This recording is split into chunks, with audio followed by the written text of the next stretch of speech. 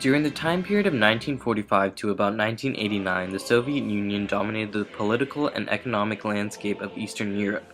You could say they were hidden behind an iron curtain from the rest of the world. At the end of World War II, Soviet military forces occupied all of Eastern Europe. In the 1940s, the Soviet Union took control of Poland, Czechoslovakia, Hungary, and many other Eastern European governments and eliminated all but the Communist Party. Now, for Czechoslovakia, they were a strong democratic country and were dissatisfied by Soviet Union's harsh changes. But hey, what were they supposed to do? Go to war with the Soviet Union? You could say living in Eastern Europe behind the Iron Curtain was unpleasant, but that would be an understatement. Negative effects on family life, diet, rationing, media, clothing, traveling, and political climate had occurred. Over 40,000 people tried to flee to Western Europe to escape the horrible living conditions that Eastern Europe provided.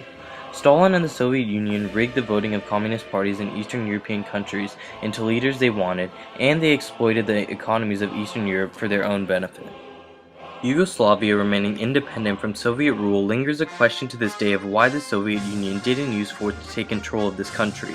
Many historians believe that since they were already communist, Stalin didn't care too much, but it was still unusual.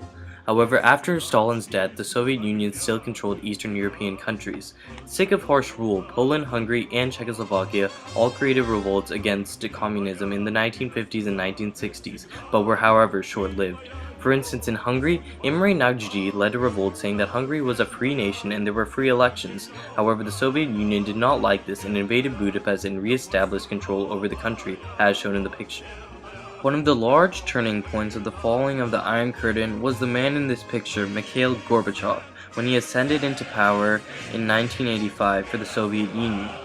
He thought of ruling the Soviet Union in a different way due to a declining economy and poor working conditions.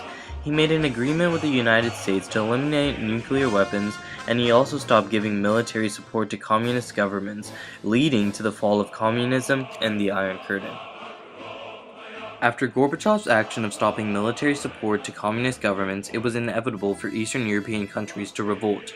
Poland, Czechoslovakia, and Romania all gained new rights and started to become more democratic and anti-communist all the way up till present day due to the people revolting and coming together to rid themselves of poor life conditions. Yugoslavia disintegrated after their leader, Tito, died and reform movements caught up in their country. Slovenia, Croatia, Bosnia-Herzegovina, and Macedonia gained their independence, while Yugoslavia became present-day Serbia. After a few wars such as the war in Bosnia and other tensions, these Eastern European countries lived in peace after escaping behind the Iron Curtain.